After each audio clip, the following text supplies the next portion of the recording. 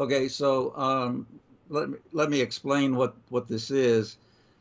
This is a graph of the cumulative ratio of Biden to Trump votes. So you'll notice on the right-hand side, there are some purple lines delimiting election day.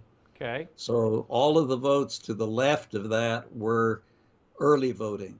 That's a combination of mail-in and also in-person early voting. Okay. So here we're looking at early voting.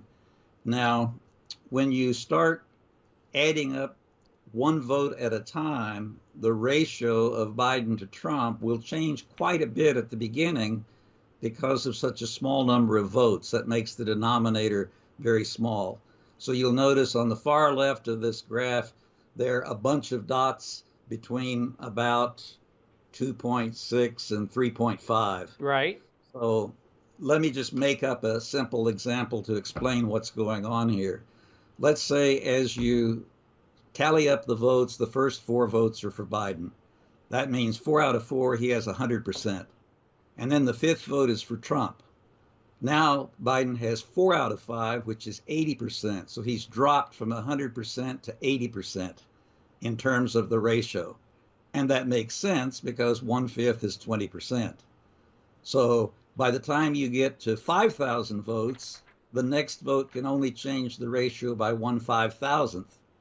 And by the time you get to 50,000 votes, the next vote can only change it by 1/50,000th. So you would expect to see some fluctuations at the beginning, like that set of 6 or 8 dots between about 2.7 and 3.4 or 3.5, but it should very quickly settle down to the final ratio, especially after you've counted about 10% of the votes. So this is the reason that quality control works, and this is the reason that good polling works, is if you take a random sample of about 10%, then you have a very good estimate of what the percentage is of the total. So let's say you want to poll your employees at mypillow.com, which do you like better, Chevrolets or Fords? And I don't have a particular preference, so I'll just pick one and say 37% said they like Chevrolets better than Fords. Well, if you had sampled 10% of your employees at random, and that sample was 37%, and then you went ahead and asked the other 90% and got the total average, it might be 36 or 38, but it's going to be very close to 37. So a 10% sample should give you a very good estimate of what the final result is going to be. What that means is that this graph, after the first 10% of the votes are counted, ought to be horizontal, but it's clearly not. It's sloping. So this slope from a ratio of about 3 to 1 Biden to Trump, so 3 out of 4 votes at the beginning of the graph, down to 1.5 to 1 or 3 to 2 on election day, that's a change by a factor of 2. So that's a huge change. So the first takeaway from this graph is that there's a sloping line when it ought to be horizontal. And that sloping line says something was manipulated to get this. So you see that the dotted line shows the final cumulative average was 1.47. That was after all of the post-election day. At election day, it was at 1.57 to 1. So it should have been 1.57 or 1.56 or 1.58 after about the first vertical line. So the first vertical line is about 10% of the votes. You see that those two little mountain peaks? Yes. Zoom in on the first two columns. Yeah, that's good. So you see that second peak is just about on the line. That's about 10% of the vote. Okay, after you've counted 10% of the vote and you see that the ratio of Biden to Trump is, just eyeballing it, 3.2 to 1 right here, it ought to be flat 3.2 all the way to election day, and it's not. So the first takeaway is that the sloping line shows that somehow the count was manipulated. Now, after now look at the second uh, vertical line. So basically the line between the second and third columns. So you see this second mountain peak on the first line. Yes. That's where we hit about 10% of the early vote count. Yes. So at that point, that should have been a very good estimate of the final ratio, and it obviously is not because it's off by a factor of 2. Now you go to the second vertical line, and just to the right of that, you see that little hiccup Yes. that it goes up and comes back down. Yes. Well, remember, the more votes you count, the less each additional vote changes it. And what that means is that the fluctuations up and down along this sloping line should get smaller and smaller, and here's a bigger bump. So what's this bigger bump? After I got the whistleblower's report, which you just read a minute ago, so I got that full email. I had heard about it earlier, but I didn't know the details. When I got the full email and he said they're going to be embedded in blocks of 1,000, then I knew what to look for. And so I went back and looked through the votes for blocks of 1,000 that were way above the block before and the block after. And guess what? There's a block of 1,000 right where that bump is. And Wow. so I don't have it in front of me, but I can tell you vote ballot number so-and-so to so-and-so. These 1,000 ballots are ones that you ought to investigate because they don't match the ratio before or after them. And that's exactly what the whistleblower said, is there's going to be blocks of 1,000 inserted of extra votes for the Democrat candidate. Now, the interesting thing about it is he says that this meeting was for Democrat candidates, but what I discovered is in looking at all of the races in Pima County and all of the federal races in Maricopa County, it wasn't always the Democrat who benefited from this manipulation. So almost all of them were, but there were a few Republicans who had this same sloping manipulation and this same bump at that point Is that in the so? count. I just screenshotted it and highlighted it while you were talking. We're talking about the That's six. That's it right there, right? that's it. So that bump shouldn't be there. So as you're counting from left to right, you're counting more and more ballots. And so that means each additional ballot should have a smaller and smaller effect on the ratio of total Democrat divided by total Republican. And so what that means is that the fluctuations above and below the straight sloping line should get smaller and smaller as you move to the right and count more and more votes.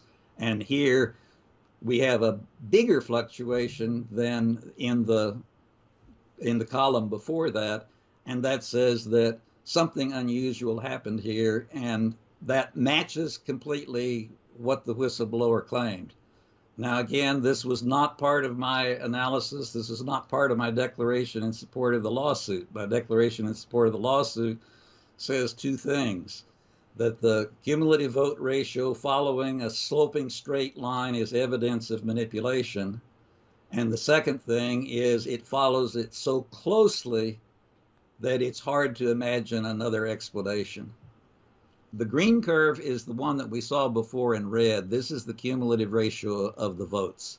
So as you go from left to right, we're counting more and more votes and say, of the votes we've counted so far, what's the number of Democrat votes divided by the number of Republican votes?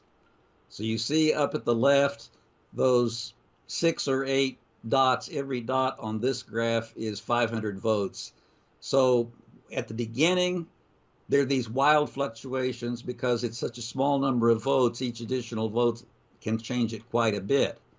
But once we get 10% of the votes, which is where the black boundary lines start, so that's 50,000 votes. So Pima County had 526,000 votes. The early voting was about 80% of that. So where these boundary lines start is about a little over 10% of the vote has been counted.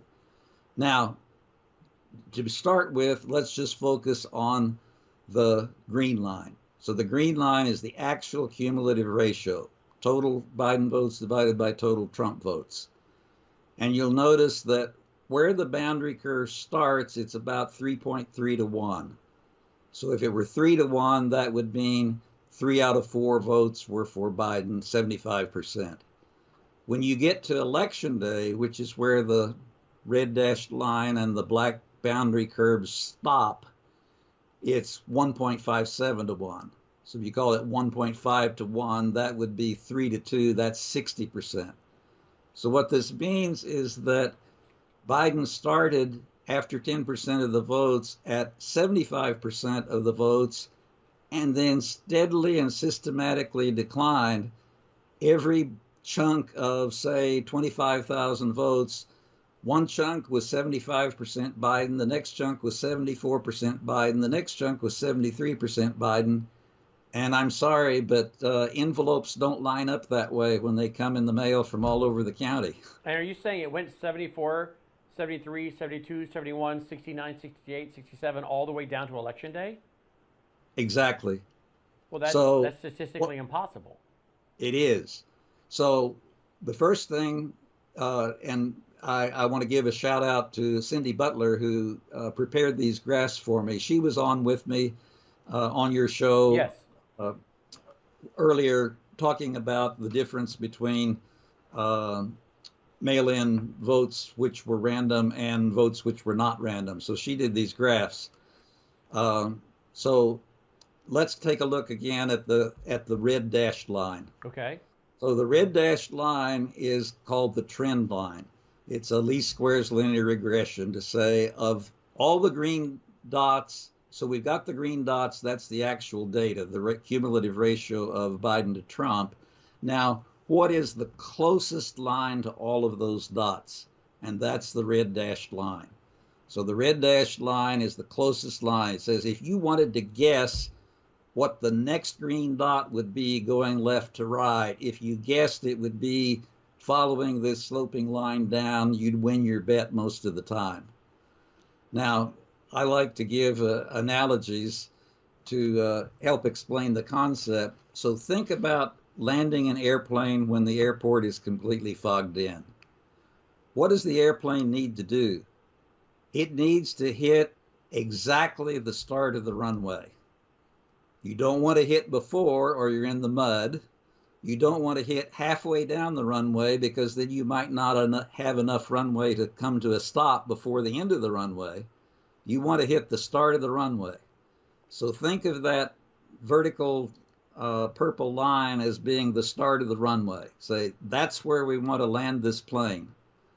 Now, the plane started at the far left at a higher altitude and at some distance away from the airport. So the airport's completely fogged in. The pilot can't see where the start of the runway is to aim for it. So he punches a button and says, Category 3 Autoland. And that says, look at the radio signals coming from the airport and calculate a 3-degree slope to hit the start of the runway perfectly. So the airplane is going down this red dashed line toward the runway. And all of a sudden, a gust of wind comes along and bumps the nose down. What's going to happen? You're not going to hit the start of the runway. You're going to hit the mud. But the Autoland says, oh, I can see that we're off the red line. Pull the stick back or the yoke, however they do it these days. Get the nose back up and get back onto that red dashed line. So if you look at the green line and the red dashed line, at the left, the green line is well above the red dashed line. So that's like saying you're too high. And so the Autoland system says, put the nose down a little bit. So after 3 or 4 columns, we hit the red dashed line, but we go too far. And now it's below the slope, and it says, oops, nose up a little. But notice that the variations above and below the line get smaller and smaller as you get closer and closer to the start of the runway, and that's exactly what you want to happen. So if you have to make a big change in altitude or speed. You want to do it when you're a long way from the runway. You don't want to do it at the last minute. So this is the first takeaway is that you shouldn't be able to say, if I'm at one of these green dots close to the red line, the next green dot is going to be close to the red line too. It ought to be randomly above and below. And these above and below should not get smaller and smaller as you get closer to the right. So that's evidence of manipulation. So what you're telling me is there's no way this could have been done by hand. This had to be you can come back to me, guys. This had to be an algorithm running. It could be done by hand, but it would be prohibitive. You would have to type numbers into your spreadsheet for hours and hours to come up with numbers and say, oh, here's how they actually voted. And this is the whole point of the lawsuit in Arizona and other states to come. Back 30 years ago, before electronic voting machines were widespread, people marked their ballots by hand. They were dropped in a locked box. At 7 p.m., the boxes were unlocked. The election judge and an observer from each party took out the ballots one by one, agreed on what the vote was, and tallied it up. So we had hand-marked, hand-counted ballots. It was a completely transparent process. What we have now is a completely untransparent, opaque process, a black box. Ballots go in and numbers come out, and we have no idea what happened in between. Were the ballots counted correctly? Were some of them ignored? Were some of them deleted? Were some of them altered? And we saw all of the above in Mesa County, Colorado, which we did a previous program with you on with Jeff O'Donnell as to what he found in the second set of databases.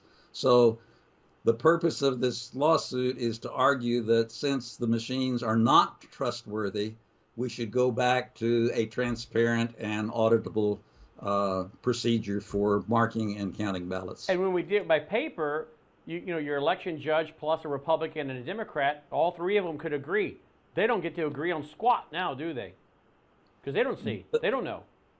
Well, that's right. Although there are hand adjudications which are done with ballot images.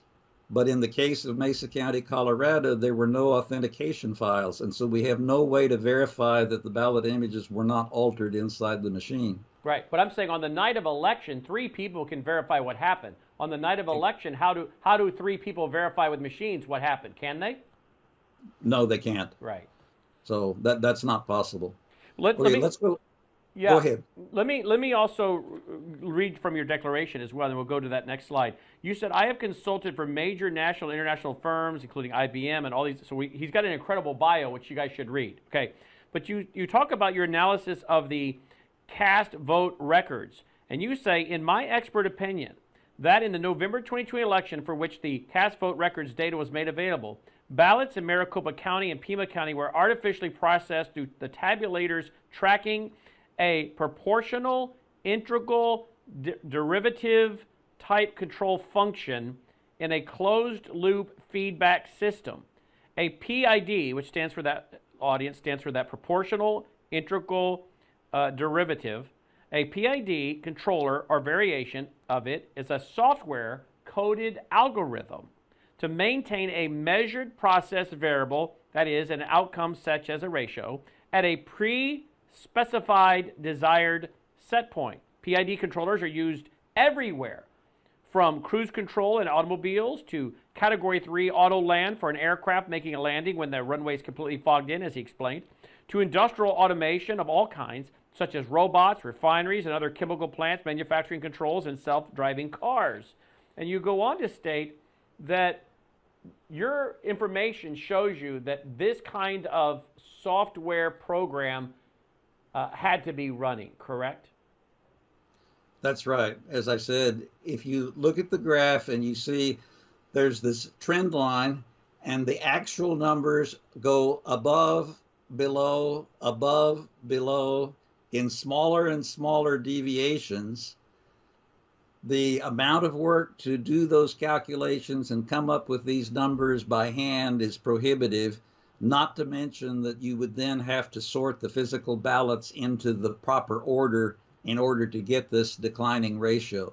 So whether it was a PID controller algorithm itself or just another piece of software that created a similar mathematical function, it accomplishes the result of starting wherever the count is and adjusting the count to get to, in this case, 60% Democrat on election day.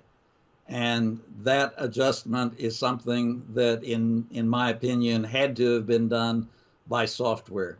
Now, And this is, what race are we looking at right here? What race is represented in that graph? it's at the top of the graph. This is the presidential. Okay, that's presidential. But you see this same pattern in how many elections? Well, go to the next graph. I showed two more graphs from Pima. No, that's not. This is not. This is not the right PDF. Yeah, that's the only one we have there of those. Oh, okay, that's fine. Okay, I did 3 races in Pima and 3 races in Maricopa County, and here's another interesting observation. You remember there were those twin peaks at the beginning, and then as the line went down, there was a little hiccup. Mm-hmm. That happened in every single race in Pima County, all the way from president down to Senate to Board of Supervisors to county sheriff. It happened in every single race. In Pima County, Arizona. In Pima County, and they used ES&S machines. The exact or very similar curve occurred in Maricopa County, which used Dominion. So you've got 2 different vendors whose results give evidence of having the same kind of mathematical control. The same algorithm. And I've also seen the same curve on Hart Intercivic in Oregon. Which tells you that how do you have all of the machines giving the same response? Are you saying they've all been hacked by the same algorithm? Well, there are a number of ways that, so my opinion is that these curves are so tightly controlled on the downward sloping pattern that it had to have been done by software. It would be too much work to do by hand. And how many people would it take to do it for each race? Well, exactly. So I mean, one person couldn't do it on election night for all the races. Exactly. So it is not plausible that in just one county, in Pima County, that a small number of people could sort 400,000 votes into an order that would give the downward sloping line and have this hiccup at exactly the same point in every single race. Because you've got to remember, in Arizona, as in other states, illegal aliens can vote in federal races by getting a federal race-only registration. And so that means the down ballot races for state and county-wide elections, illegal aliens were not able to vote. It wasn't on their ballot, but they were able to vote. So more people were able to vote for president than for the state and county offices, and yet the curves were very, very similar. So the inference that I draw from that is that the different manufacturers were susceptible to the same kind of manipulation by software. Now, how did the software get in the machine? Let me count the ways. But the thing is, the software got into all the machines, is what you're saying. At least the ones that, so I've looked at about 30 counties across the country. Mm-hmm. 29 of the 30 show manipulation similar to this. I've seen one county out of 30 that I don't see any obvious manipulation in the cumulative cast vote ratio. And why do you think that is? Did they leave one county so they could go to that county if they wanted to do a test and say, look, everything's fine here, but they would pick that county? Uh, sorry, I don't have a good I don't have a good answer to that. And like I say, you know, absence of evidence is not evidence of absence. So every every test that you do for error or for fraud, whether it's on an election or anything else, only measures part of the story.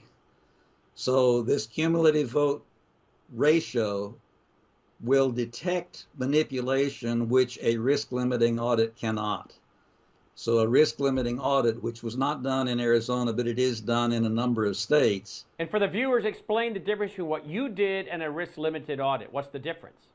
Well, a risk limiting audit is based on taking a big enough random sample to have a high level of confidence that the reported result, if it's off, the error would not change the outcome of the election. And so it's basically looking for error. So the way it does it, if you want to think in terms of the graph that I showed you, it's just looking at that 1.57 ratio of Democrat to Republican at election day and saying, oh, all right, how many ballots do we have to pick at random out of those 400,000 to count to be 99% sure that the real number would not be different enough to change the outcome of the election. But the risk limiting audit is only looking at that one point. And since it's only looking at one point, it can't look at the whole sloping line. It can't tell you, was the line sloping or was the line horizontal like it ought to be. And Wow. so the risk limiting audit catches some types of errors. The cumulative ratio, which I did, catches different kinds of errors. And so we've got to look at all of the available tests to catch all of the possible errors. Here's But what let you me wrote. finish. Here's what you wrote in your declaration. Note that neither the current Arizona statutory election audit procedures nor the various forms of risk limiting audits used by the other states would have detected this controlled manipulation, since they do not take into account the sequence that votes are recorded. After approximately the first 12% of votes are tabulated, the early votes are predictable and dependent in the relationship between one block of votes and the next. Such predictability and dependence would not occur without artificial manipulation. Achieving such predictability requires what should be independent votes to be artificially manipulated to form the downward sloping line for the cumulative vote ratio. In my expert opinion, such predictability is so statistically improbable as to be impossible without manipulation or control, and thus demonstrates to a reasonable degree of scientific and mathematical certainty that the tabulation of these ballots was artificially controlled. That's right. And as I said, it's too much work to have been done by hand to achieve this same result in all of the races that I analyzed. So how did the software get in the machine? Well, let me count the ways. It might have been installed by the manufacturer. It might have been part of the operating system.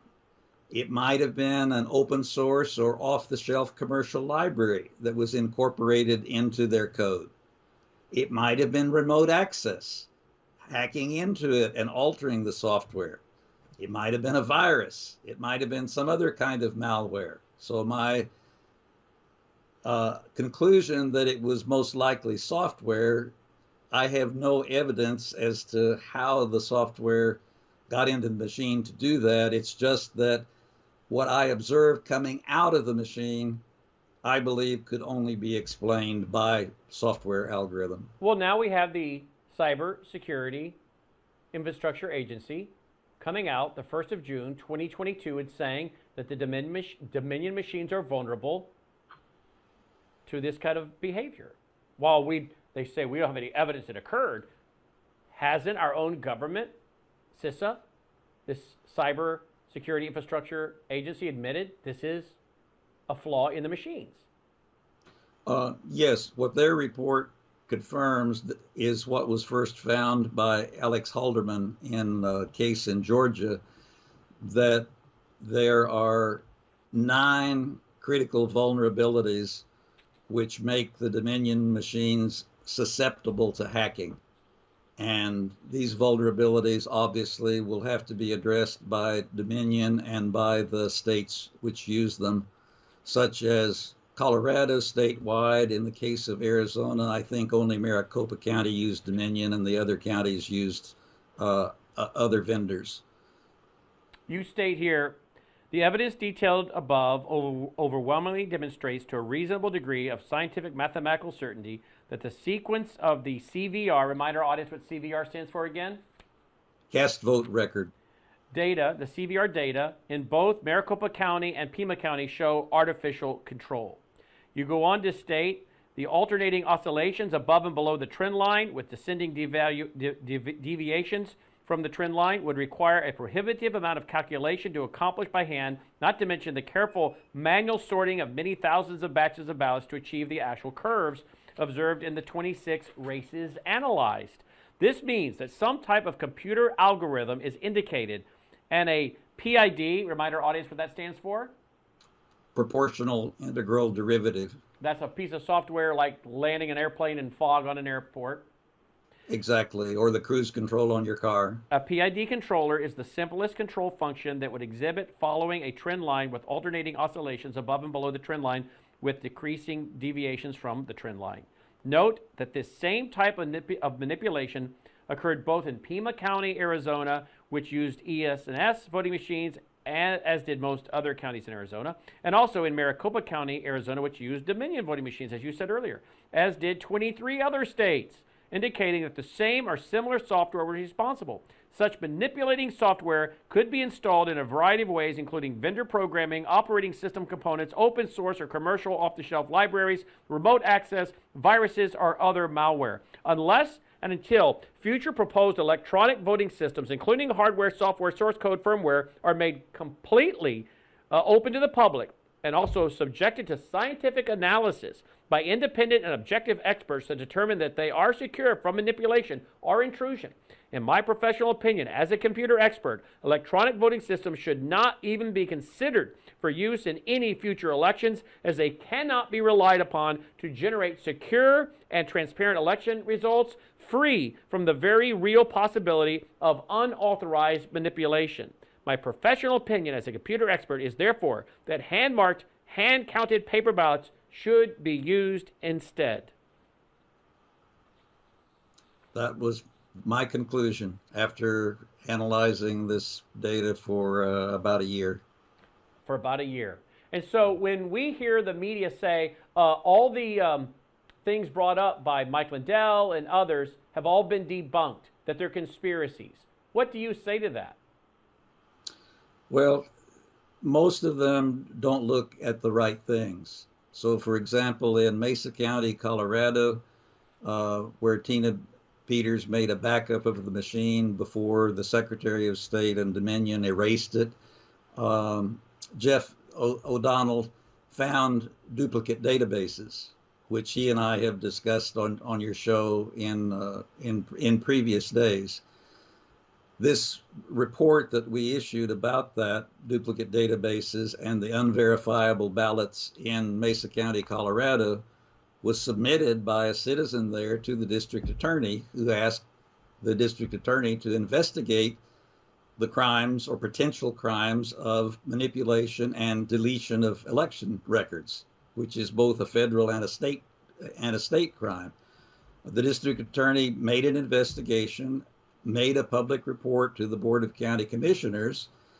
His conclusion was the report by Dr. Daugherity and Mr. O'Donnell, their conclusions are false. He didn't list a single conclusion that we made that was false, and he didn't give any evidence that any of our conclusions was false. He didn't look at the databases, which is what 80 of the 88 pages of the report are about, is the databases in the report. And he didn't look at the deleted election records, and then he concluded that the investigation should be closed. So people who don't, if someone says there's a problem with your databases and they don't look at the databases and say, I don't see a problem, you know where the problem lies. So what these people are doing is repeating the narrative they've been told to repeat. Well, at several points in his presentation, he said, and Dominion would not do this. So it's obvious that he or his investigator had spoken to Dominion and asked their opinion as to how these duplicate databases could have occurred. So, in your opinion, do you believe this algorithm? Again, I'm asking your opinion. Do you believe this algorithm was something that was hacked into and put onto the system by a foreign entity? Or do you believe that, when we talk about the deep state was doing a color revolution as they've done, and we have found, according to other attorneys, software that has been patented by the Defense Department to do this kind of thing overseas? Do you think that our deep state or the military industrial complex or the intelligence community was doing this very thing on our own government elections here in the U.S.?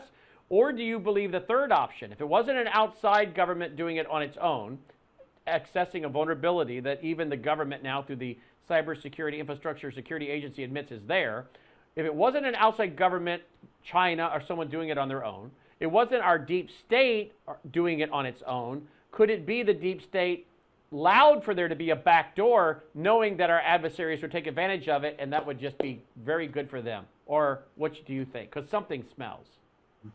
Well, all of the above are possible, and about remote access or intrusion or hacking, whatever you want to call it, we don't know, because the election logs were set on the machine that we examined in Mesa County, Colorado, were set so small that they only kept less than the last week of information. So there are logs in the operating system as to who connects and from what IP address at what time, using what login name and what password and so forth. But it's like the security camera at your local convenience food store, is that at the end of the week, they just go back and use the same tape again for the next week. So by the time Tina Peters made a backup in May, the logs from November were long gone. They'd been overwritten. So what? But doesn't the federal law require them to hold those? It does, and there's some disagreement about what constitutes an election record. But if it's somebody logging into a voting machine, that sure sounds like an election record to me. And the argument that they didn't want to make the buffer any bigger because they might run out of disk space is totally spurious, because they set the buffer to 20 megabytes, which, as I said, is less than a week's worth of information. To say you can see who logged in last week, but you can't see who logged in 2 weeks ago, and forget about 6 months ago. That's been erased. The disk was 958 megabytes, and it was only about half full. So they could have made the log file size big enough to retain the logins from last November for 6 months or longer. And in my opinion, they should have, because I'm not an attorney, but it seems to me that every record connected with an election is in one way or another an election record, and ought to be preserved for 22 months by federal law and 25 months in the case of state law, because state laws can be stricter, but they can't be looser than federal law. Well, and it's consistent with what Dr. Doug Frank told us in our documentary Absolute Interference and Scientific Proof. You prepare for the steal, you do the steal, and then you cover up the steal. That sounds like that's what's going on there. Well, the whistleblower's allegation is that there were 35,000 fraudulent votes given to every Democrat candidate in Pima County, although, as I mentioned, there were a couple of Republicans that had the same curve. So it was most, but not exclusively, Democrats in Pima County. If you add 35,000 to the count, you have to come up with 35,000 ballots somewhere. So either someone has to fill out a bunch of pieces of paper, you have to Xerox it, you have to copy the file in the computer. So I don't know what ballots match those bumps, but I'd sure like to see that block of 1,000 ballots that I pointed out where the hiccup occurred. Absolutely. Do you have a website you want to promote? I occasionally post on Telegram as Dr. D Presents, Dr_D_Presents. Dr. Daugherity, thank you for being with us.